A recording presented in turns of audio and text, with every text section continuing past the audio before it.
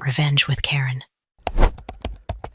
Hand over all property, Madison hissed across the boardroom table, manicured fingers twitching like she thought this was a courtroom drama, and not Tuesday at 10 a.m. in a company that still hadn't fixed the bathroom light on floor 3. Her voice echoed in that glass-walled fishbowl where they loved to humiliate people, publicly, efficiently, and with catered muffins.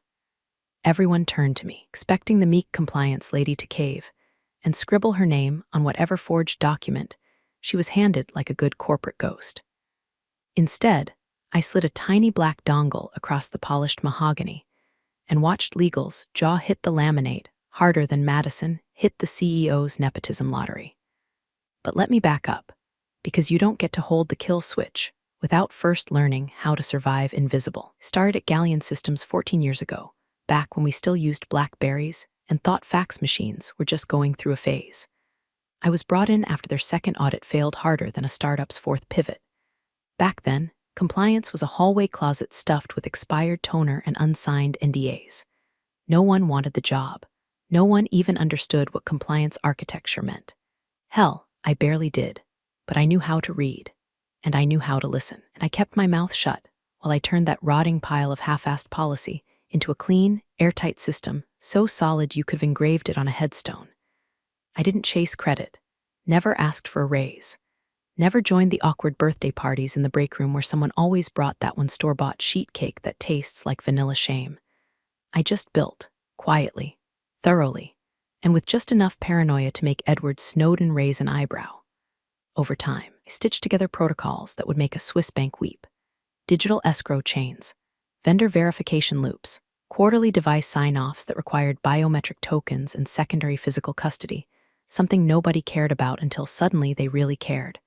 But back then, I was just Elizabeth from compliance. Beige slacks, sensible shoes, coffee at 8:03 every morning like clockwork. And I liked it that way, because when you keep your head down, nobody sees the foundation you're laying under their feet. Now, while you're here, if you're even 2% entertained by this mess, hit the like button and subscribe. Not just because it helps the algorithm, but because I've got a whole basement full of these stories. And frankly, watching people unravel over policies they never read is our team's love language. And believe me, it gets juicier from here. Anyway, things stayed quiet for over a decade. The company expanded, got flashy with their branding, brought in consultants who wore wool in summer and said words like synergy and ecosystem.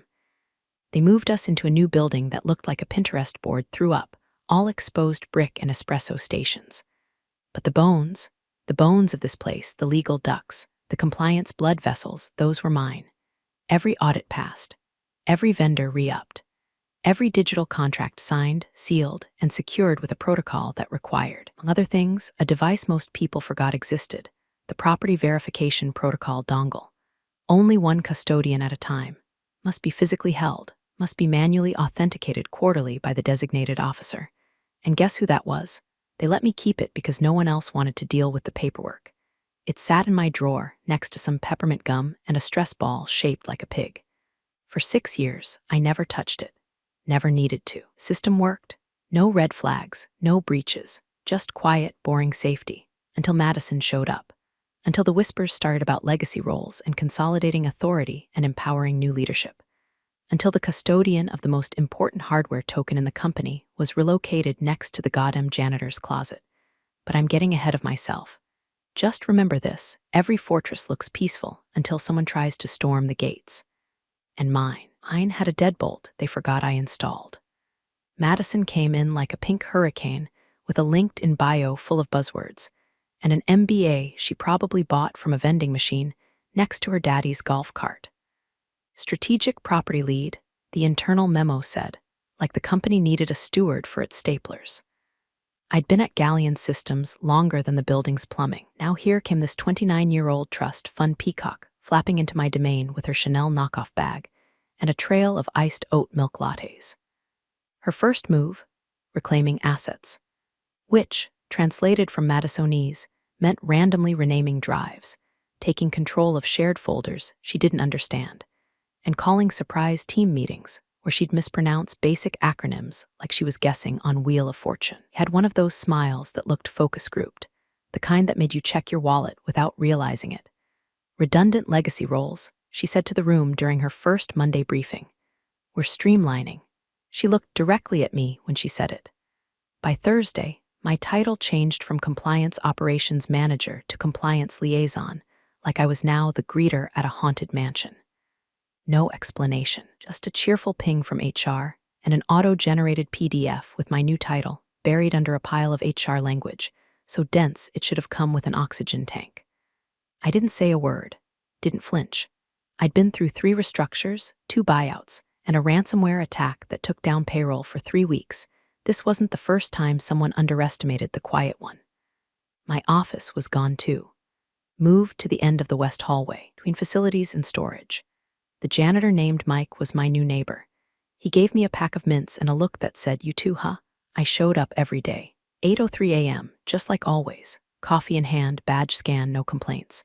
But inside, the switch had flipped. This wasn't a game of survival anymore. It was a slow-cooked autopsy of common sense, and I had the scalpel. Meanwhile, Madison paraded through meetings tossing jargon like wedding rice. Need asset unification, she said in one boardroom session while pitching a property reconciliation flowchart she stole from some consulting firm's PowerPoint. She started assigning herself access to contract vaults, internal registries, and vendor logs, places she had no clearance and less understanding. Just reassign it under my name, she told IT. They nodded, hesitated, looked at me. I didn't stop them. I didn't have to, because the system didn't work like she thought it did. You don't just drag and drop ownership of federal infrastructure filings like you're moving a Spotify playlist. There were chain of custody protocols, binding custody clauses, and at least 3 buried appendices that required my signature, physical presence, and the hardware dongle. But nobody reads footnotes until the roof's on fire. Then came the form, a vendor release packet.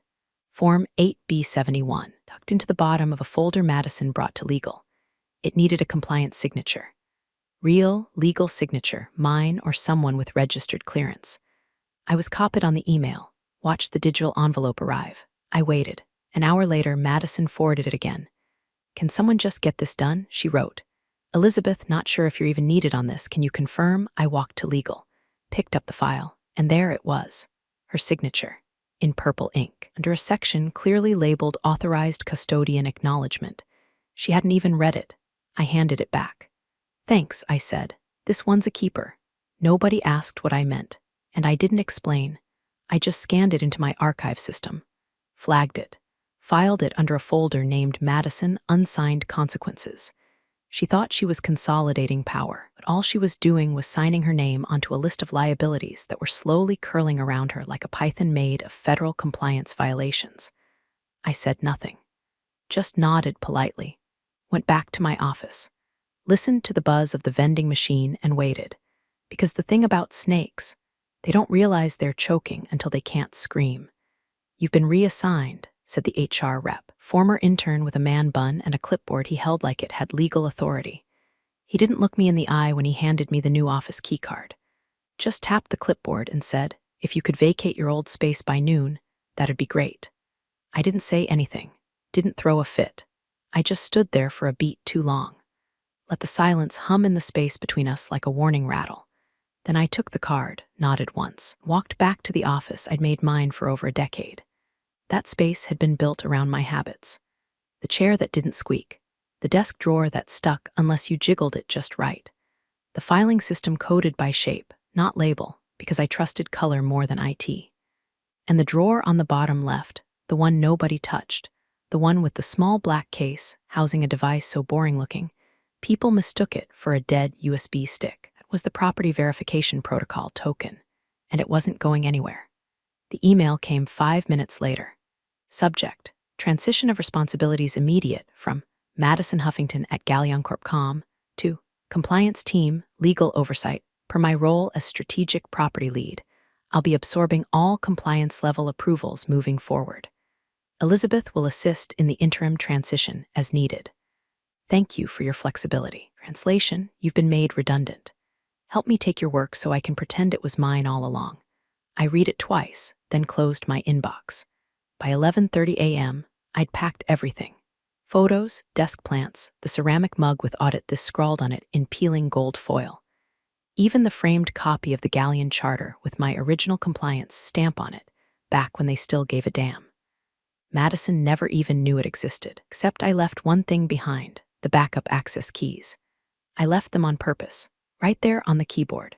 Let her feel smug when she walked in, like she'd taken the castle without resistance. But what she didn't know, and no one in that shiny, clueless new regime knew, was that the keys were worthless without the PvP token. And that token had never once left my possession.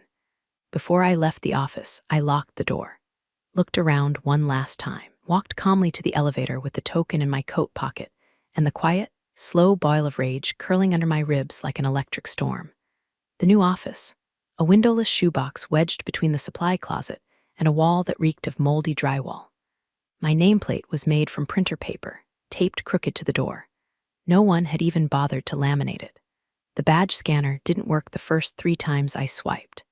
When it finally beeped, the sound it made was more of a pity sigh than an access chime. I sat at the new desk, opened the default laptop they'd left. Half my permissions were gone. Internal audit logs, locked. Vendor access portal, redirected. Shared compliance drives, disabled. It was like watching someone delete you in real time. Death by 1,000 revoked credentials. Calls started happening without me. I'd get CC'd on follow-ups that made no sense. Contracts were being refiled under property oversight, a term that didn't legally exist but sounded impressive in meetings. Legal pinged me. We're reviewing the terms of your employment contract. Just a routine audit. Please confirm your last update on file. Ah, there it was. They were looking for a loophole. The problem was, I wrote the damn contract. HR showed up the next morning. 2 of them. One carrying a small box, other reading from a script like he was auditioning for a role called Spineless Tool #3. We've been asked to retrieve all Galleon-issued property from your possession, keys, documents, badges, any hardware. I handed over the keycard, the old files, even the external drive I never used but kept for optics. I smiled the whole time, a soft, patient smile. Then one of them gestured toward my desk drawer. What about the small case in the drawer? My heart didn't even skip. Oh, I said, must have already packed that, probably just cables. I clicked my pen. You want me to check? He hesitated, shook his head. Nah, I'm sure it's fine. They left 5 minutes later. I watched them waddle down the hallway like confused mall cops. Then when the coast was clear, I opened the drawer, reached in, and gently unplugged the dongle. It gave off the faintest hum. A light blinked once, then faded. Still active. Still taken everything, except the thing they didn't understand, and the woman they were about to regret underestimating. It started with little hiccups, barely noticeable at first. IT flagged a few inconsistencies in the asset registry, a log file that couldn't be updated, a folder that suddenly needed elevated credentials even though on paper Madison had them. They shrugged it off, blamed a patch, ran a permissions reset script, and called it a day. By the second week, things got louder. A vendor I'd worked with for 9 years, Soli's infrastructure group, called procurement in a panic. Why is our contract suspended? The rep asked. Your new compliance contact hasn't verified the security clause. Procurement forwarded the message to me, and I read it slowly, savoring each syllable like the first sip of hot coffee. I didn't reply. Another email came through, then another. Timestamps piling up like snowdrifts. Legal tried to access the vendor access index, locked. Then marketing tried to pull a Q2 asset allocation map, missing. Then facilities emailed Madison directly asking if she knew what chain of custody ver 4.3. Final fixed XLSX meant, and why it was throwing certificate errors. Her response, in full, just get Elizabeth to fix it. Then came her email to me, subject, urgent fix this now. Nothing is working. Can't I open the damn folders? We're in the middle of a contract cycle. Vendors are furious. IT says access is disputed. If you don't resolve this by EOD, consider this your last day. Classic. Threaten the woman holding the wires and then ask her to flip the switch back on. I didn't reply. Instead, I opened my private log system, separate from the Galleon interface. Encrypted. Unreachable without the PvP dongle connected. Pulled up the auto-archive protocol and smiled. Status. Active, non-compliant access attempts recorded. 137 device override attempts. 0 escalation queue status. Dormant, trigger readiness. Confirmed they were tripping the sensors faster than a raccoon in a laser tag arena. See, when I built the compliance lattice, I threaded it with quiet alarms, little pieces of logic that didn't shout. They whispered. They waited. And when something was poked wrong, say an unregistered credential trying to access a secure chain of custody report, the system didn't crash. It just remembered. And once remembered, it wrote to a log I controlled. A log that only activated if the dongle was present, authenticated, and manually reviewed. The traps were never meant to harm, just to record, to preserve, until someone arrogant enough tried to bulldoze them. Madison, bless her glittery little clipboard, thought power was about noise, about titles, and sing legal on every email.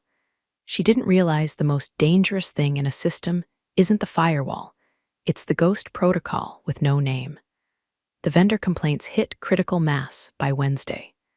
One called the front desk directly, demanding to know why the point of contact listed in the compliance documents had been replaced by a woman who doesn't return calls and keeps asking us to rescind onboarding paperwork we already filed 3 years ago. Madison stormed into IT with a request to just reset the whole thing. They tried and failed because the system didn't care what your title was. It didn't respond to yelling or buzzwords or chain emails with 16 recipients. Responded to the chain of trust, to physical custody of the verification device, to my name and only mine. Late Thursday night, as the office lights flickered and the cleaning crew shuffled around with vacuums and regrets, I sat at my desk, still labeled with that curling strip of paper, watching access logs in real time. Watching legal try to open red-flagged folders, watching Madison attempt to grant herself access to level 3 vendor contracts using a draft template someone had mocked up in a training session 4 years ago. The system rejected her. Not with a bang, just a silent blink. Unauthorized attempt recorded, escalation pending. I unplugged the dongle, locked it back in the drawer. Drank the last of my vending machine coffee. Bitter, stale, perfect. Then I shut down my monitor and left the office without a word. It set the stage for her own failure. All I had to do was let the curtain fall. They booked the big boardroom for it, the one with the panoramic skyline view and the AV system that never worked right. Madison made sure her name was on the calendar invite in bold, asset control realignment signature required, like she was staging a royal execution with muffins and free pens. Everyone was there. Legal, finance. The CTO hadn't been sober in a meeting since Q1. Even HR showed up wearing their neutral observer faces, which always looked like someone trying not to fart in church. I walked in at 10:59, exactly 1 minute before start time. Didn't smile, didn't make small talk, just took the empty seat at the far end of the table, the one Madison hadn't reserved. She was standing at the front like some cult leader presenting a TED talk about ownership clarity. Slides already on the screen. Fonts too big, colors too bright. One bullet point just said, consolidate all asset authority under strategic lead, me classy. Thanks for coming, Elizabeth, she said, like I was a guest at her wedding, and not the woman she was about to try and legally erase. Just need your sign-off today to officially streamline all remaining compliance documents under the Strategic Property Office. Totally standard. She slid the folder toward me like she thought I'd just pick up the pen and do a little compliance jig for the cameras. I didn't touch it. I didn't speak. Instead, I reached into my bag and pulled out the black case, placed it flat on the table, flipped the latch. Inside, the dongle, the same dull, boring rectangle that had sat in my desk for 6 years. Unassuming, untouched, forgotten, until now. I slid it forward across the polished wood toward Madison, not a word, just the soft scrape of plastic on oak. The kind of sound that makes neck hairs stand up even if you don't know why.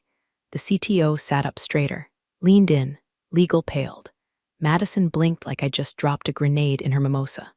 What? What is that? She asked, voice cracking slightly. The CTO spoke first.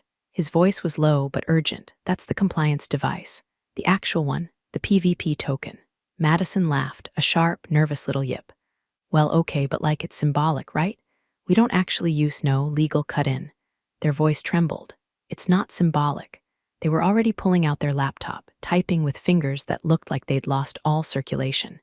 They clicked through folders, checked registries, then stopped. Froze. The silence hit hard. Who allowed her to hold the compliance device? Legal asked, more to the room than to anyone in particular. She's not. She's not on the current signatory list, is she? No one answered. Because of course they hadn't checked. Of course, no one had thought to question whether the woman they'd demoted, ignored, stripped of permissions, and shuffled into a hallway dungeon, still holding the one object that dictated the legal authority of every asset chain in the company. I stayed silent. Madison tried to recover. Okay, can't we just reassign it now? Like, revoke it, and you can't. This time it was the CTO again. It's hard-coded. Custodian has to relinquish it manually. It's in the architecture. You literally can't override it without triggering an asset freeze. Legal looked nauseous. Triggering that during an open vendor cycle would collapse all current contracts, I said. My voice was quiet, clear. My first words in the meeting. Madison's face drained. You're bluffing, she said, but even she didn't believe it. I turned to legal. Section 11.2, I said. Check the protocol clause. They did. Silently. Their lips moved as they read. The room sat in a vacuum of noise, kind of thick stillness that swells when everyone realizes the plane is going down and nobody knows how to fly. I'm not here to help, I added. I'm just here to let you know you don't own anything. Not yet. The dongle sat there in the center of the table, blinking once, then going still. Madison looked like someone had replaced her blood with room temperature soup. She opened her mouth to speak, but legal held up a hand. Madison, stop, just stop. Power had shifted. No shouting. No fireworks, just a rectangle of plastic, and the woman they'd all stopped listening to, until it was too late. It hit them overnight like a silent avalanche.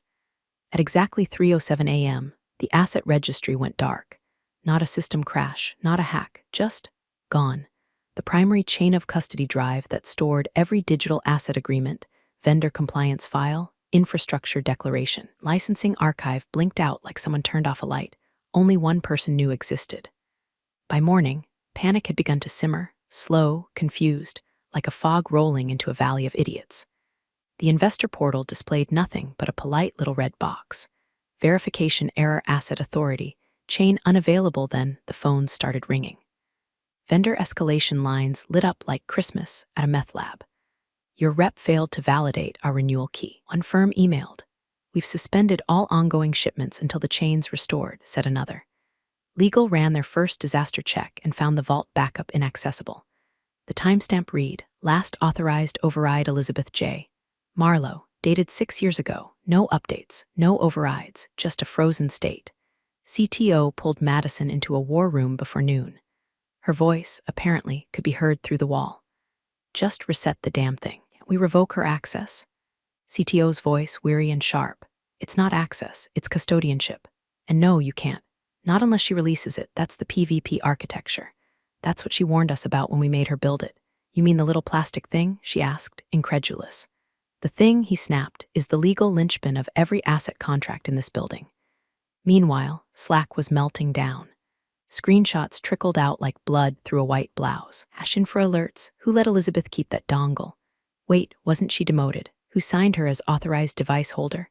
Find the docs. Find the docs. Find the docs. Elizabeth, she was at home in her kitchen. Black coffee, no cream, no sugar. Watching the sun rise with the calm of a sniper after the last shot. No calls, no emails, just silence and slow unraveling. She let them sweat. Let them choke on the soup they stirred. By early afternoon, Eagle had tried running a dead credential through the registry. System returned a single line. Override rejected incomplete trust chain. The compliance lattice was doing its job. Every digital handshake was frozen. No token, no access. No token, no vendor trust chain. No token, no confirmation that the company still legally owned the rights to the platform it was licensing to 7 enterprise clients. Madison tried calling her father, the CEO, who was apparently on a yacht somewhere near the Azores, judging by the out-of-office email that simply said, no disruptions unless acquisition falls through. She didn't even leave a voicemail. The board convened at 4:15 p.m. The emergency tag on the calendar invite didn't even try to hide the desperation. Elizabeth's name was said 12 times in the first 5 minutes. The CTO explained, again, this time slower, that the PvP protocol was a hard-coded safeguard, something Elizabeth had designed at their request during a vendor breach 6 years ago.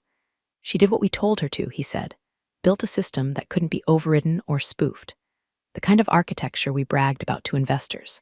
Madison slumped in her chair like someone unplugged her spine. So we're locked out of our own company. For now, legal muttered. Until she gives it back. Can't we sue her? someone asked. Sure, another voice said, we can file, but she hasn't broken a single clause. We're the ones who tried to strip the keyholder while leaving her as the keyholder. Elizabeth's contract was on screen within seconds. Her original custodian status, no expiration clause, no succession rule without voluntary relinquishment, no loophole. Back in her apartment, Elizabeth sipped her coffee, scanned the news, watched Galleon's stock flicker with uncertainty. In Slack, another message leaked. We need her back in the room. But Elizabeth wasn't coming. Not until they learned what locks were for, and who held the only damn key. The revelation didn't come with fireworks, no dramatic music, no gasps echoing through marble halls. It came at 6:42 a.m., under flickering fluorescent lights in Legal's sub-basement war room, where the team had been running on cold pizza and fear for 2 straight nights. Found it buried inside a dusty shared drive, labeled Archive Elizabeth, Do Not Edit. An old filing folder nested 7 layers deep beneath a cascade of unassuming directory names like compliance models and legacy, Infracontract's final forial. Inside was a single PDF, Custodian Assignment Form PVP signed PDF, dated March 18th, 6 years ago. Signed by the then CTO. Countersigned by the CEO. Beneath both names, in unshakable black ink, designated device custodian Elizabeth J. Marlowe, override policy. None, successor protocol. Custodian voluntary relinquishment only. Legal stared at the screen like it had just coughed up a ghost. She never updated this, someone whispered. Because she never had to, another muttered. It wasn't a trap. It was procedure. Their procedure. Written at their insistence during a compliance review cycle, when the board demanded a bulletproof system that would survive a full internal breach or hostile audit. They hadn't just approved it. They'd insisted on it. By 9:00 a.m., the entire board had seen it. At 9:03, Madison stormed into Legal's conference room with her makeup half done and her hair tied in a crooked knot of frustration and Red Bull fumes. She's extorting us, she said, slamming a palm on the table. She's blocking access to proprietary assets. She's withholding company property. This is theft. Legal didn't say a word. She turned to the lead counsel, eyes wild. We'll sue. We'll call the DA. We'll hit her with every clause we've got. The head of legal cleared his throat. Gently, the way you do when you're about to explain to a toddler why you can't put fireworks in a microwave. You can't sue someone for following the contract you wrote. Madison froze. We've already run the analysis. If we escalate this into legal proceedings, we'll be publicly acknowledging that we breached our own internal policies while she followed them to the letter. That triggers indemnity clauses in at least 3 active client contracts. He looked at her, really looked at her, for the first time in weeks. You realize, don't you, that if we pursue this, we'll be the ones liable? She opened her mouth, closed it, across town. Elizabeth opened her inbox for the first time that day. Subject line, urgent compliance custodian discussion, request. She didn't even open the body. Instead, she picked up her phone, dialed a number she still had memorized from 6 years of being forgotten. Elizabeth, said a voice on the other end, someone from the board, polite, cautious, like someone approaching a dog they once kicked. We were wondering if you'd be willing to discuss a path forward. You're obviously still the listed custodian, and I suggest, Elizabeth said calmly, you read section 11.2. There was a pause, then rustling paper, then silence. The board member exhaled slowly. We didn't realize, I know. She ended the call without waiting for goodbye. At Galleon HQ, Eagle forwarded a single-sentence summary of section 11.2 to the entire executive channel. In the event of unauthorized succession or attempted asset realignment by a non-custodian, all affected chains enter a fail-safe preservation state. Reversal is permitted only via direct custodian action or formal reinstatement under terms specified by said custodian. It was written in her language, her code, her voice. Fail-safe had triggered automatically the moment Madison tried to move ownership without the dongle, which meant every failure they'd experienced over the last 72 hours wasn't sabotage. It was compliance doing exactly what it was built to do. By noon, the murmurs had begun, in private corners, behind closed doors. Madison had become a liability. She didn't understand the systems she was trying to control. She'd exposed the company to operational risk. She'd underestimated the woman who built the skeleton of the company and thought demotion was deletion. No one said it out loud, not yet. But in the silence that followed the section 11.2 bombshell, You could almost hear the gears turning. Elizabeth didn't gloat. She didn't email back. She simply sat in her apartment, Dongle resting on the desk beside her tea, and waited. They were almost ready, not to beg, but to comply. They didn't call a meeting this time. They didn't blast it through Slack or schedule it under some sanitized header like realignment briefing. This wasn't for show. This was private, quiet, tucked behind NDAs and hastily redacted calendar invites. A few board members, ones who still remembered how to read past the bullet points, reached out through a secure line. Elizabeth, one of them, began, voice low, too polite by half. We understand now that the current gridlock is the result of policies that were properly enacted. By you, she didn't reply. Just let the silence stretch. Let him feel it. We'd like to discuss a solution. A path forward, if you're open to it. She sipped her tea, finally spoke. I am. There was a beat of hope in the silence. He exhaled. Then she continued. Calm, final. My terms are as follows. He froze. Not asks, not conditions, terms. When I come back as a third-party compliance consultant, not an employee, you'll sign a 7-figure contract. 1 year, payable in advance, non-cancelable. She could almost hear him swallowing. 2. I receive full indemnity for all actions taken related to the compliance lock, as outlined in Section 11.2. Retroactively and permanently. More silence. And 3. She let that hang for breath. Madison resigns. Publicly. Voluntarily. By the end of the week. He started to protest. She could hear the intake of air, the gears in his head trying to spin up a counteroffer. Or, she said, flat and unblinking, you can continue attempting to reverse engineer a protocol I designed to be legally unreversible. In which case, your vendor contracts will collapse, your infrastructure will trigger cross-default clauses, your investors will learn that you handed compliance authority to a woman who thought asset chains were something you wore around your neck. The line went dead silent. I'll give you until 10 a.m. tomorrow, she added. No extensions. You'll find everything you need in the shared drive. An hour later, it was there. A PDF file uploaded to the board's secured SharePoint folder, aimed in her precise style. Reinstatement agreement, immediate execution, only PDF inside. Bulletproof language. No room for interpretation. Payment schedule, indemnity clause, and a final page marked Section 9 voluntary succession clause execution with Madison's name already typed in the resignation slot. Just waiting for a signature. No flourish, no threats, just math. That night, the board circled like scavengers under a dying sun. CFO ran the numbers. The CTO backed the architecture.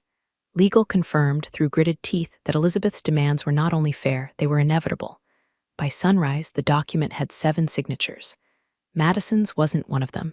Yet, across town, Elizabeth opened her window, let the breeze in, poured herself a glass of something stronger than tea. She hadn't won. She hadn't lost. She just collected. They built the theater. They cast her out. And now she'd rewritten the script and demanded payment up front. At 9 o'clock a.m. sharp, the boardroom sat in a tension so thick it could have cracked drywall. Not a single phone buzzed. Not a coffee cup clinked. Not even the HVAC dared hum too loud. The CTO sat motionless, staring at the empty chair that was supposed to belong to Madison. Legal had a stack of papers in front of them, but they weren't reading. Just holding them like a life raft in a storm they finally understood wasn't metaphorical. The CFO looked like he hadn't slept in 3 days, because he hadn't, and one of the outside board members, the kind who usually spoke in corporate riddles about unlocking synergy, now just muttered to himself, "How did we not see it?" Then the door opened. Elizabeth stepped in, same beige slacks, same quiet shoes, same look on her face, no gloating, no malice, just clinical calm wrapped in steel wire. She walked to the head of the table, didn't wait for permission, didn't offer greetings. From her bag, she pulled a black folder. From the folder, a single sheet. She laid it flat on the table, top page visible. Reinstatement agreement, final execution copy. 7 signatures scrawled across the bottom. And at the very end, Madison's. Angry, messy, but real. Resignation confirmed. Effective immediately. Then, beside the paper, she placed the dongle. That unremarkable, plain, slightly scuffed rectangle of plastic that had for 4 days held an entire company hostage through nothing but trust, law, and the staggering power of being right from the start. Now, Elizabeth said, voice low but razor sharp, you can have your property. She walked to the end of the table where the laptop waited, already logged into the compliance terminal. A digital heart waiting for a defibrillator. She plugged in the dongle, blinked once. Then the screen came alive. Green lights cascaded down a status bar.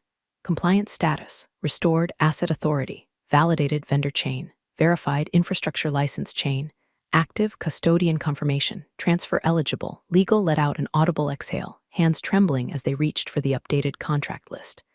The CTO leaned back in his chair, eyes wide, sweat gathering at his temples. Elizabeth didn't smile, didn't nod, ask for applause. She turned without a word and left the room. No handshakes, no fanfare. She didn't owe them grace. She'd already invoiced them for everything else. The walk back through the hallway was silent. Past the frosted glass offices where managers once ignored her. Past the tech pods filled with junior staff who still didn't quite understand why Slack had turned into a funeral. And then past Madison's desk. Still there, still warm. Planner open to a page that read Q3 takeover strategy. A lipstick-stained coffee cup sat next to it, untouched, like a crime scene left behind by someone who never understood how deep the floor went under their feet. Elizabeth didn't touch anything, just walked past, her pace steady, her eyes forward. And as the elevator doors closed in front of her, sealing her out of the building she built from the inside, she whispered only once, under her breath, next time, don't hand the keys to someone who's never read the locks. You're the real stars of the corporate jungle. Thanks for watching. Hit subscribe, or I'll flick the switch on your old cubicle memories.